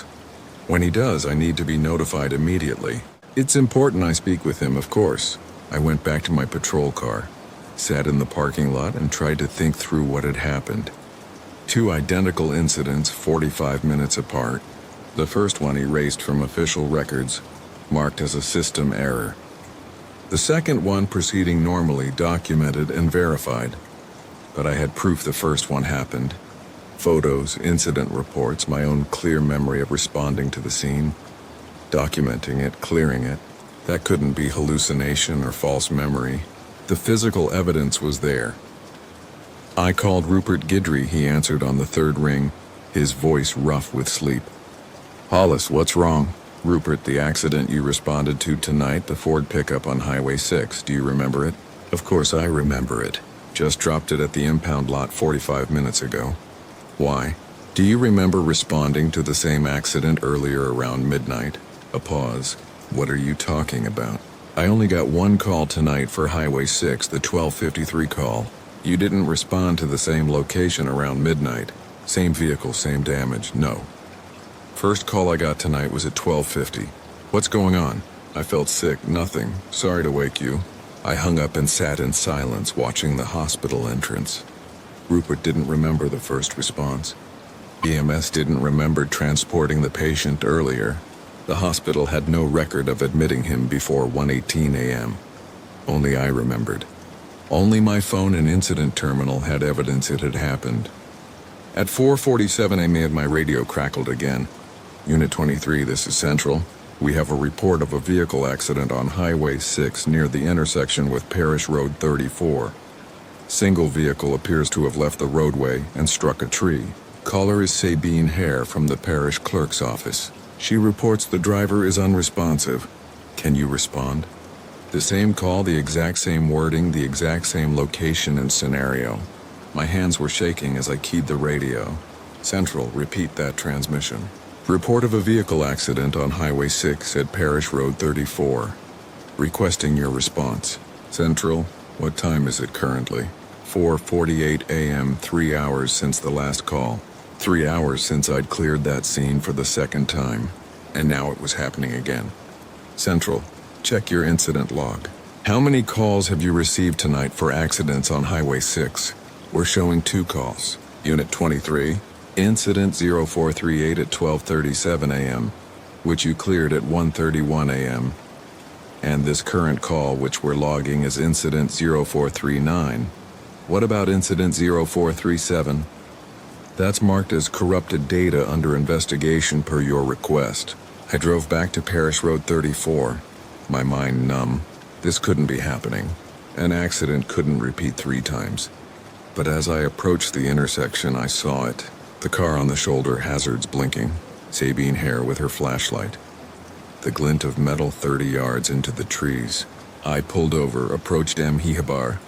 She looked at me with the same expression of concerned composure. Oh, thank God, I called about 10 minutes ago. There's a truck in the trees. Driver isn't responding. Miss Haybear, what time did you discover the accident? Maybe 4:35. I was driving to the office for an early shift. Saw the tail lights pulled over. I looked at the scene. Same truck, same position, same damage. I walked to the driver's window, shone my flashlight inside. Same man, same injuries, same shallow breathing. But this time, something was different. On the passenger seat, there was a notebook. It hadn't been there before. I was certain of it. I documented the vehicle's interior twice, taken photos from multiple angles. There had been no notebook. I broke the window, unlocked the door, and carefully picked up the notebook. It was a standard spiral-bound notebook, the kind you could buy at any store. On the cover in neat handwriting was written, "Read this." I opened it. The first page had a single sentence written in the same neat handwriting. If you're reading this, you're experiencing a temporal loop. The accident is repeating. You need to understand what's happening before you can stop it. I turned the page. More handwriting organized in neat paragraphs. My name is Daniel Arsano. I'm the driver of this vehicle. By the time you read this, I'll be unconscious or possibly dead. This accident isn't an accident. It's the result of a phenomenon I've been investigating for 3 months. Highway 6 has a temporal anomaly centered at the intersection with Parish Road 34. Under certain conditions, specifically during power outages that create total darkness, the anomaly becomes active. Events repeat. Time loops back on itself. People experience the same scenarios multiple times, but most don't remember. The loop resets their memories along with everything else. You're remembering because you're the observer, not a participant. You weren't part of the original event. So the loop doesn't have complete control over your timeline. But each time the loop resets, it tries to integrate you more fully. Eventually, you'll forget too. Eventually, you'll be just another part of the repeating pattern. The only way to break the loop is to prevent the triggering event. The accident has to not happen, but you can't prevent it by stopping me before I crash. I've tried that. The loop compensates, creates a different scenario that leads to the same outcome. You have to prevent the power outage. The lightning strike at 11:37 p.m. is what activated the anomaly. If that strike doesn't happen, if the power stays on, the anomaly stays dormant and the accident occurs only once. I stared at the notebook, my mind reeling. This wasn't possible. Temporal loops weren't real. Time didn't work that way. But the evidence was in front of me. 3 identical accidents, 3 identical responses. Each one erased from collective memory except mine. I kept reading. By the time you find this notebook, you've already responded to the accident at least twice, maybe 3 times. The loop resets every 3 hours and 11 minutes. I don't know why that specific interval, but it's consistent. The first accident occurs at 11:40 p.m. The loop resets at 12:51 a.m., creating a second accident, then again at 4:02 a.m. for the third. It will continue repeating until someone breaks it, or until the power comes back on at sunrise. I created this notebook as a fail-safe. Each time I experience the pre-crash moments, I feel the loop trying to erase my awareness, trying to make me just a victim with no memory or understanding. I wrote these notes during my investigation before I decided to trigger the anomaly deliberately to gather more data. I left the notebook in my vehicle where it would survive the crash, where someone like you would find it. If you want to stop the loop, you need to contact energy and prevent the lightning strike from hitting the transformer. I don't know how you do that. Redirect the lightning, shut down the transformer before the strike. It seems impossible, but it's the only solution I've identified. Alternatively, you can let the loop run its course. Sunrise is at 6:53 a.m. When the power comes back on, the anomaly should deactivate and the loop will end naturally. But that means the accident will have occurred multiple times, and somewhere in the timeline, there might be multiple versions of me or no version of me. Temporal paradoxes don't resolve cleanly. Good luck. I'm sorry you got caught up in this. I thought I could investigate it alone, document it, prove it existed. I was wrong. The anomaly is more dangerous than I understood. Daniel Arcino, researcher, Temporal Anomalies Division. Though that division doesn't officially exist and I work alone. I closed the notebook, my hands shaking. Daniel Arcino. The name was vaguely familiar, but I couldn't place it. I called it in, requested EMS, went through the same motions I'd gone through twice before. But this time I kept the notebook, tucked it into my vest where it wouldn't be part of the standard evidence collection. Fire and EMS arrived. Same personnel, same procedures. Rupert showed up with his wrecker, but this time I pulled him aside. Robert, I need you to remember something. The accident we're responding to right now. I need you to remember that this is the 3rd time tonight we've responded to the exact same accident at the exact same location. He looked at me like I was crazy. Hollis, this is the first call I've gotten for Highway 6 tonight. I know that's what you think, but I need you to trust me. Write it down. 3rd accident, Highway 6, Parish Road 34. Write it on your hand so you'll see it later. You feeling okay? Just do it, please. He pulled out a pen, wrote the words on his palm. Okay, but I think you need to talk to someone when we're done here. We cleared the scene. I completed my 3rd incident report, number 0439. Checked my terminal. Incidents 437 and 0438 were both still there, both marked with different flags. 437 as corrupted data under investigation. 438 as duplicate entry, possible system error. The system was trying to rationalize the repeating incidents, trying to make them fit into a framework where time didn't loop and accidents didn't repeat. But I had the evidence. 3 sets of photos, 3 incident reports, and now a notebook explaining why it was happening. I checked my watch. 5:44 a.m. According to Arcino's notes, the next loop would reset at 7:13 a.m. But sunrise was at 6:53 a.m., and if the power came back on, the anomaly would deactivate. I had a choice. I could try to prevent the next loop by contacting energy, convincing them to somehow prevent or redirect the lightning strike that had already happened 6 hours ago. That seemed impossible. Time didn't work backwards. I couldn't prevent something that had already occurred, or I could wait for sunrise, let the loop end naturally when the power returned, and hope that the timeline would stabilize with minimal paradoxes. I drove back to the hospital. Daniel Arsino was in the same exam room, still unconscious. The same doctor was on duty, but this time there was someone else in the room. A woman in her 30s wearing jeans and a Northwestern State University sweatshirt, standing by the bedside with a notebook identical to the one I'd found in Arsino's truck. "Who are you?" I asked. She turned and I saw her eyes were red from crying. "Sarah Arsino, Daniel's sister. The hospital called me an hour ago." She looked at the notebook in my hand. "You found his fail-safe. You know about the temporal anomaly? I've been helping him research it for 2 years. Ever since he lost his university funding and had to go independent. We've documented 17 temporal anomaly sites across Louisiana and East Texas. Highway 6 is one of the most active." The doctor cleared his throat. "I'll give you two some privacy. But Miss Arsino, your brother's condition hasn't changed. We're still seeing those unusual EEG patterns." After he left, Sarah pulled up a chair and opened her notebook.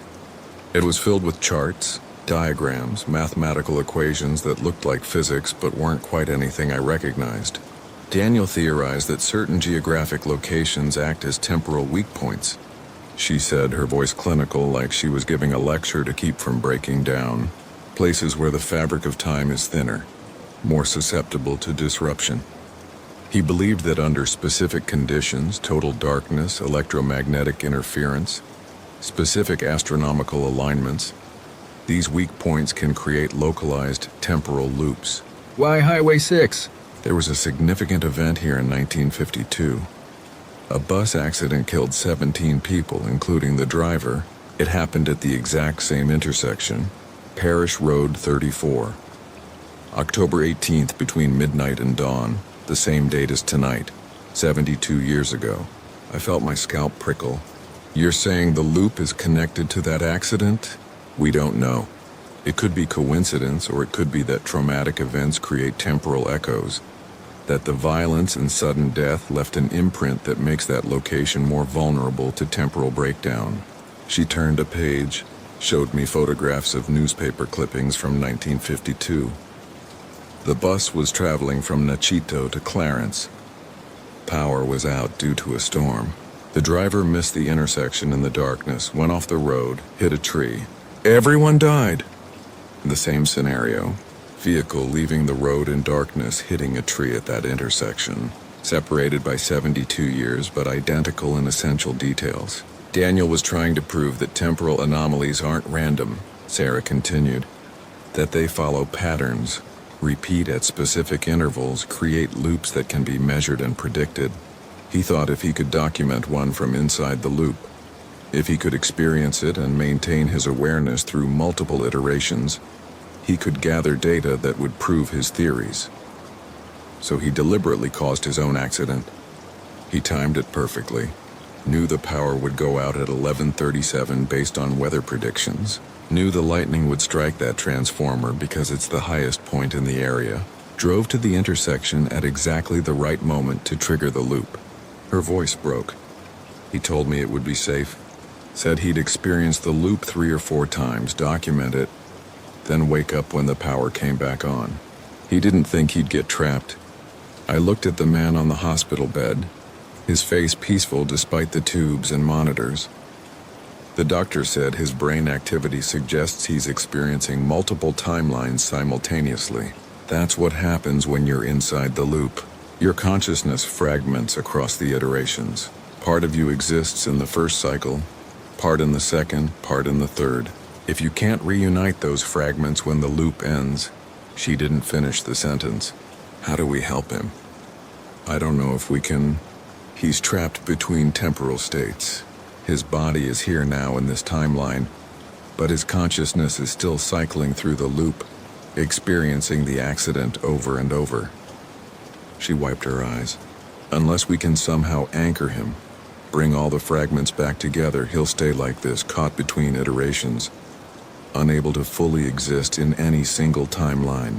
A nurse came in, checked Arsino's vitals, made notes on a chart. After she left, I asked Sarah, "You said there are 17 sites like this. Have you documented all of them?" "Documented? Yes, understood. No, each site has its own characteristics. Some create spatial loops where you end up back where you started no matter which direction you travel. Some create temporal loops like Highway 6. Some create other things, overlaps, where multiple timelines exist simultaneously, and you can see events from different time periods happening at once. Why doesn't anyone know about this?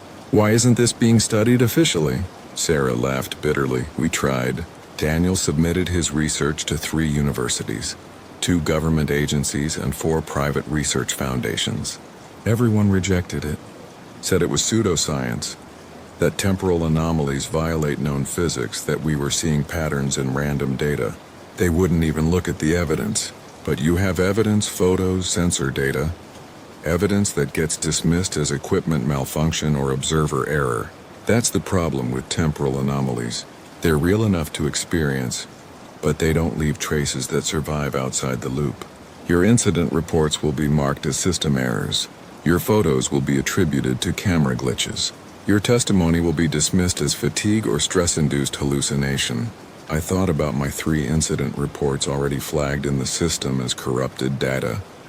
About Rupert and the EMS crew who didn't remember responding twice to the same accident. About how the official record was already trying to erase what had happened. So what do? We document everything we can. We collect evidence even though we know it won't be accepted. And we wait for more people to experience these anomalies, to see what we've seen, to understand that reality is more fragile than we're taught to believe." She looked at her brother. Daniel believed that eventually enough people would have these experiences that they couldn't be ignored anymore, that the evidence would become overwhelming. And if that doesn't happen, then the anomalies keep happening. People keep getting trapped and no one understands why, because we're refusing to look at the truth. My radio crackled. "Unit 23, this is Central. We have a report of a vehicle accident on Highway 6 near the intersection with Parish Road 34. Single vehicle appears to have left the roadway and struck a tree. Caller is Sabine Haber from the parish clerk's office. She reports the driver is unresponsive. Can you respond?" I stared at my radio. It was 5:52 a.m. The power was still out. The loop was still active. Sarah heard it too. Her face went pale. "That's the 4th iteration. It shouldn't still be looping. The power should have come back on by now." I keyed my radio central. "What's the current status on power restoration?" "Energy reports they're having difficulty with the transformer. Lightning damage was more extensive than initially assessed. New ETA for restoration is 7:30 a.m. Copy that." I looked at Sarah. "Your brother's note said the loop would end at sunrise when the power came back on. But if the power doesn't come back, the loop continues, and every iteration the temporal boundaries get weaker. The anomaly becomes more unstable." She grabbed my arm. "You can't respond to that call. If you go back there for a 4th time, you'll start fragmenting like Daniel. Your consciousness will split across the iterations. I have to respond. There's a victim. The victim is my brother and he's already trapped. Going back won't help him. It'll just trap you too." I pulled away. "I'm a state trooper. Someone called for help. I have to respond. Hollis, please. You don't understand what you're dealing with. Each time you enter the loop, it gets harder to leave. Eventually, you won't be able to tell which iteration is real. You'll be stuck cycling through the same events forever."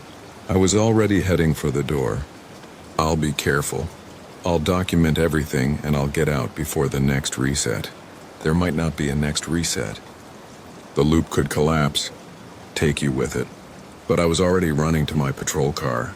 I had a job to do. Loop or no loop, Someone had called for help and I was going to respond. I drove to Highway 6, reached the intersection at 5:58 a.m., same scene.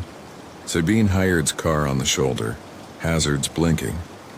The woman herself standing with her flashlight pointing into the trees. But this time something was different. There were two other vehicles on the shoulder. Civilian cars, both empty, both with their hazards on, and standing near them were people. 3 people I didn't recognize. All of them looking confused. All of them holding flashlights and staring at the accident scene. I approached Ms. Hare. "Ma'am, I'm Trooper Devo. These other people, were they here when you arrived?" She looked at me strangely. "You were just here 20 minutes ago. Don't you remember?" A chill ran through me. "What do you mean? You responded to my call, checked on the driver, called for EMS, then you left. But now you're back asking the same questions. M. Hare, what time is it?" She checked her phone, frowned. "That's odd. My phone says 5:58, but that can't be right. I called this in at 5:40. You arrived at 5:48. It's been at least 20 minutes. Time was breaking down. The loop was destabilizing. I approached the other witnesses. They all told similar stories. They'd been driving Highway 6, had seen the accident, pulled over to help. But they couldn't agree on what time it was. Couldn't agree on how long they'd been there. Couldn't agree on whether I'd already responded or was just arriving. One of them, a man in his 50s, grabbed my arm. "Officer, something's wrong. I've been here 3 times. I keep leaving, driving away, and then I'm back here again. But I don't remember driving back. I just appear here." Another witness, a young woman, was crying. "My phone keeps resetting. Every time I check it, it shows a different time. And the accident looks different each time. Sometimes the truck is more damaged, sometimes less. Nothing's staying consistent." I walked to the accident vehicle, Daniel Arsenault's Ford pickup. Same position as before, but when I looked through the window, the scene inside was wrong. There were 2 drivers, both of them Daniel Arsenault. Both unconscious, both with the same injuries, both occupying the same space somehow. Their forms overlapping and phasing in and out like a double-exposed photograph. I staggered back, my mind reeling. The loop was collapsing. Multiple iterations were bleeding into each other, creating overlaps and contradictions. Time was literally breaking down at this location. My radio crackled, but the voice wasn't dispatch. It was Daniel Arsenault's voice, distorted and echoing. "Hollis, can you hear me? I'm trapped in the loop. Can't get out. Experiencing all iterations simultaneously. You need to stop responding. Each time you come back, you anchor the loop. Make it stronger. Please stop coming back." "Daniel, where are you?" "I'm everywhere. I'm in all the iterations. In the truck, in the hospital, in timelines that haven't happened yet. I'm scattered across the loop. Hollis, you're fragmenting too. Can you feel it? Part of you is still in the first response, part in the second. You're splitting." He was right. I could feel it. A strange doubling of awareness. Like I was standing at the accident scene, but also back at the hospital with Sarah. Also in my patrol car responding to the first call. My consciousness was fragmenting across the iterations, existing in multiple timelines simultaneously. I fell to my knees, my head spinning around me. The other witnesses were experiencing the same thing. The man who grabbed my arm was now standing in 3 places at once, his form flickering between positions. The crying woman had multiplied, 5 versions of her standing in a loose cluster, all crying, all slightly out of sync. Miss Abir was the only one who seemed stable. She knelt beside me. "Officer, what's happening? Why do you keep—" "There are 3 of you now. Which one is real?" I looked down at my hands. They were flickering, phasing in and out of existence. Parts of me were here. Parts were elsewhere in the loop. I was becoming like Daniel, scattered across iterations, unable to fully exist in any single timeline. "Everyone get in your vehicles," I managed to say. "Drive away from this location. Don't stop until you're at least 5 miles away." But the accident victim, he's already gone. This whole scene is a temporal echo. None of this is happening in real time. We're trapped in a loop and the only way out is to leave the anomaly zone. The witnesses didn't argue. They could see what was happening to them, could feel themselves fragmenting. They ran to their vehicles and I heard engines starting, tires on gravel, cars pulling away at high speed. I crawled to my patrol car, pulled myself behind the wheel. My hands were barely solid, flickering between substance and shadow. I started the engine, put it in drive, and accelerated away from the intersection. In my rearview mirror, I saw the accident scene multiplying. There were now 5 Ford pickups, all in slightly different positions, all with drivers who were and weren't Daniel Arsenault. The trees were overlapping, creating impossible geometries. The road itself was fragmenting, splitting into multiple versions of the same stretch of highway. The temporal anomaly was collapsing in on itself, creating a singularity where all iterations existed simultaneously. And if I'd stayed any longer, I would have been pulled into it completely, scattered across infinite versions of the same event, unable to ever reunify into a single conscious being. I drove north away from the intersection, watching my hands gradually solidify as I put distance between myself and the anomaly. My sense of doubling faded. The feeling of existing in multiple places at once diminished. By the time I'd driven 3 miles, I was singular again. One body, one consciousness, one timeline. I pulled over, shaking, and radioed Central. Unit 23. I need all responding units diverted away from the Highway 6. The scene is unstable. Do not approach. Repeat, do not approach. Unit 23. What's the nature of the instability? How could I explain? Structural hazard. The accident site is collapsing. Send units to Parish Road 29 instead. We'll establish a perimeter from there. I sat in my patrol car, watching the sky gradually lighten. Dawn was coming. Sunrise at 6:53, and the power was supposed to be restored by 7:30. If the anomaly could hold together that long without collapsing into a temporal singularity, my phone buzzed. A text from Sarah Arsenault. Hospital now. Daniel's vitals are crashing. I drove to the hospital at high speed, reached the ER at 6:24 Monsieur Sarah was standing outside Daniel's room with the doctor, both of them looking grim. His consciousness is fragmenting, Sarah said. We're losing him across the timelines. Through the window, I could see Daniel on the hospital bed. But like the accident scene, he was multiplying. There were 3 versions of him now, all occupying the same space, all phasing in and out of sync. His vital signs monitor was showing impossible readings. 3 different heart rates, 3 different blood pressure readings, 3 different oxygen levels, all fluctuating independently. How do we bring him back? I asked. We need to collapse the loop. Not let it fall apart gradually, but end it decisively. Break the cycle before he fragments completely. The power restoration won't be fast enough. Look at him. He's got maybe 20 minutes before the fragmentation becomes irreversible, I thought frantically. Daniel's notes had said the loop was triggered by the power outage, by the total darkness at the intersection, but it was sustained by something else, by observers returning to the scene, by vehicles entering the anomaly zone, by energy being fed into the temporal disruption.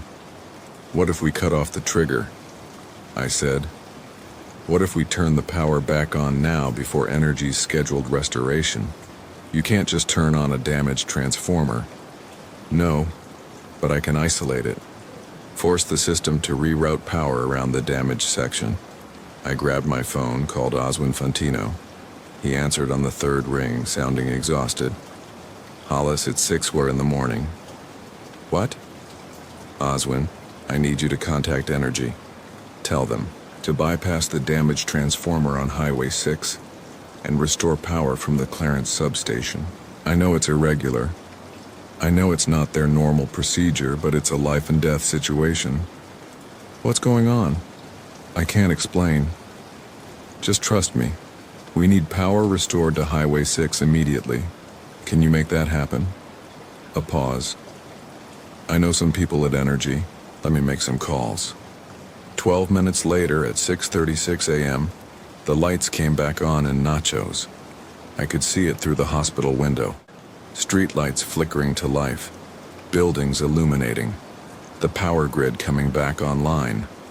On the hospital bed, Daniel Arsenault's 3 overlapping forms began to converge. Slowly, painfully, the different iterations of him were being pulled back together, drawn into a single timeline by the restoration of normal temporal flow. His vitals stabilized. 1 heart rate, 1 blood pressure, 1 oxygen level. The phasing stopped. He became solid, singular, real. And then his eyes opened.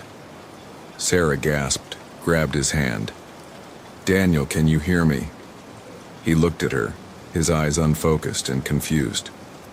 "Sarah, what? Where am I?" "You're in the hospital. You've been unconscious for hours. Do you remember what happened?" He closed his eyes, his face tightening with concentration. The loop. I was in the loop. I experienced it 7 times. No, 8. I lost count. He looked at me. "You're the trooper. You responded to the accident multiple times, 4 times. I said you were right about everything. The temporal anomaly, the loop, the fragmentation. I experienced it. Then you understand." His voice was weak, but intense. "You understand that these places are real, that time can break down, that we need to document them, study them before more people get trapped. I understand. But Daniel, you almost died. You fragmented across the iterations. We barely brought you back." "I know. I felt it. I was scattered across 8 different timelines, experiencing the accident simultaneously from 8 different perspectives. It was," he struggled for words. "It was like drowning in time, like being pulled in 8 directions at once, unable to fully exist in any single moment." The doctor pushed past us. "Mr. Arsenault needs rest. Whatever you're discussing, it can wait." We left the room, stood in the hallway. Sarah was crying again, but this time with relief. "He's back. He's really back." "He's lucky," I said. "If the power had taken another hour to restore, he would have been lost. But now we have evidence. You experienced the loop. You documented it. You can testify to what happened. I thought about my incident reports already flagged as system errors, about the witnesses who'd fled the scene, who'd probably wake up tomorrow with no clear memory of what they'd experienced, about how easy it would be for the official record to dismiss all of this as a mass hallucination brought on by the power outage and the stress of emergency response. Sarah, I don't think anyone's going to believe us.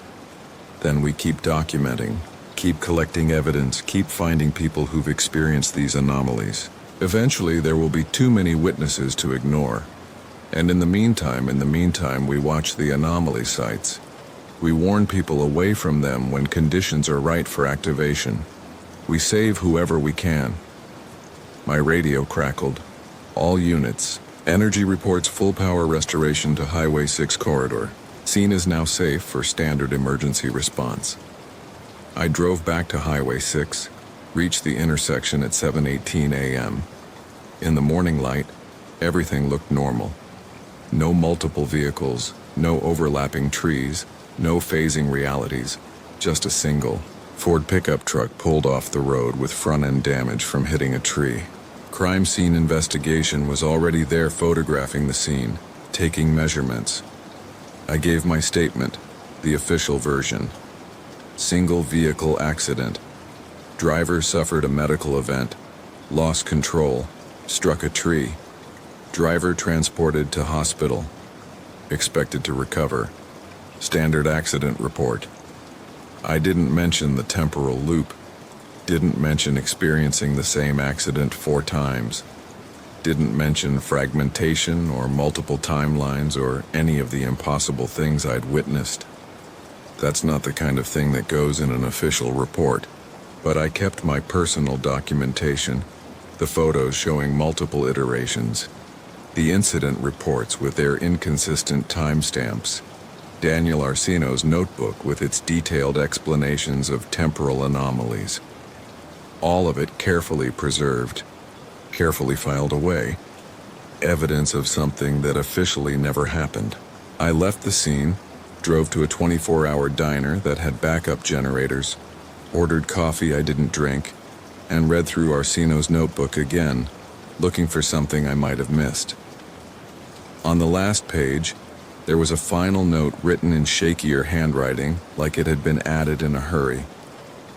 If I don't wake up from this, if the loop traps me somehow, tell my sister Sarah that I'm sorry.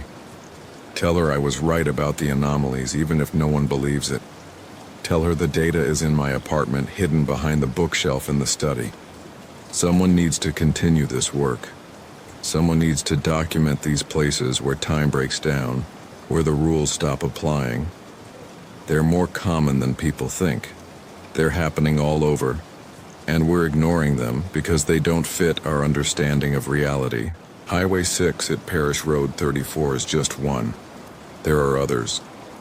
And if we don't start paying attention, if we don't start documenting and understanding them, someone's going to get trapped in a way they can't escape. I'm going to trigger this loop deliberately because it's the only way to gather enough data to prove it exists. If I'm wrong, if I miscalculated, I'm sorry.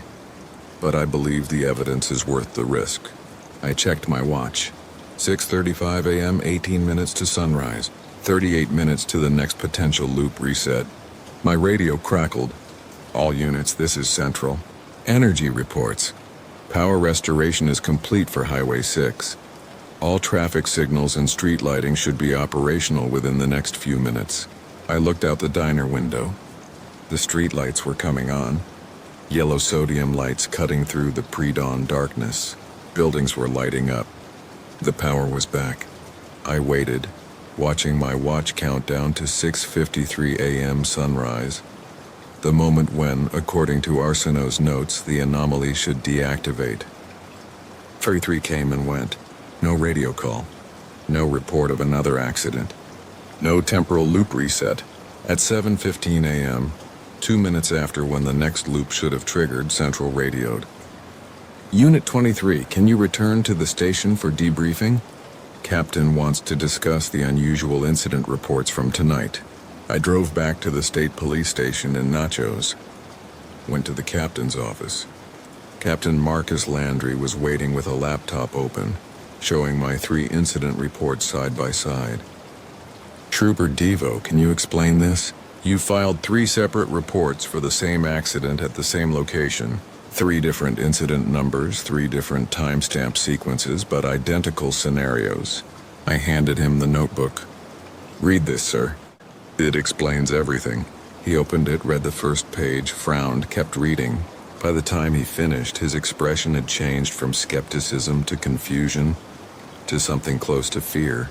This is Hollis. You're saying you experienced a temporal loop? That you responded to the same accident 3 times because time was repeating? Yes, sir. I have photos documenting all 3 responses. The scenarios were identical down to the smallest details. Same witness, same injuries, same damage patterns. He pulled up something on his computer. Daniel Arsino. I've heard that name. He was a grad student at Northwestern State. Was doing some kind of research on unexplained phenomena. The university cut his funding 2 years ago. Said his work wasn't scientifically rigorous enough. He disappeared about 6 months ago. Police looked for him but couldn't find any evidence of foul play. He just vanished. He didn't vanish, sir. He triggered a temporal anomaly deliberately, and according to his notes, there are others like it. Other places where time doesn't work right. Captain Landry closed the laptop. Officially, I can't put any of this in the record. You understand that? Temporal loops, time anomalies, none of that is acceptable in a police report. Then what do we do with it? We document it privately. We keep the evidence, and if it happens again, we're prepared. He looked at me seriously. You did good work tonight, Hollis. You documented an impossible situation and survived it. That takes a special kind of awareness.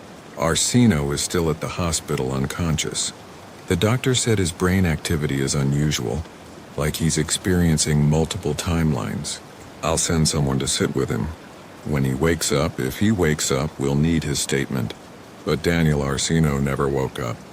He remained unconscious for 3 days, his EEG showing those impossible overlapping activity patterns, his body stable but his mind trapped somewhere between timelines. On the 4th day, his heart stopped. No medical explanation, no obvious cause.